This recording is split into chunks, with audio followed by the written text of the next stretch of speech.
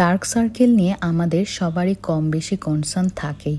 তো চলো আজকে দেখে আসি আমরা ঘরোয়া পদ্ধতিতে কিভাবে আমাদের ডার্ক সার্কেলকে একটুখানি লাইটেন করতে পারি।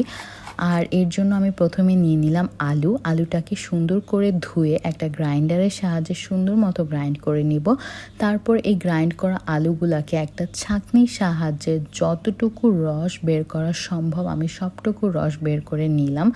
তারপর 2 চামচ পরিমাণ আলুর রস আমি আলাদা করে একটা বাটিতে নিলাম, আর বাকি যতগুলো থাকে ততগুলো আমি আইস কিউব করে নিব, যেন আমি ফিউচারে এই আলুর রসগুলো ইউজ করতে পারি।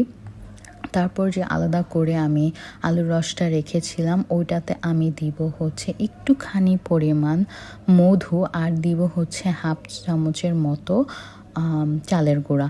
তারপর এই 3টা ইনগ্রিডিয়েন্টকে আমি সুন্দর মতো মিক্সড করার পর আমি আমার চোখের নিচে লাগিয়ে নিব। চোখের নিচে লাগিয়ে এটাকে 15 থেকে 20 মিনিটের মতো রাখতে হবে, ব্যাস এইটুকুই।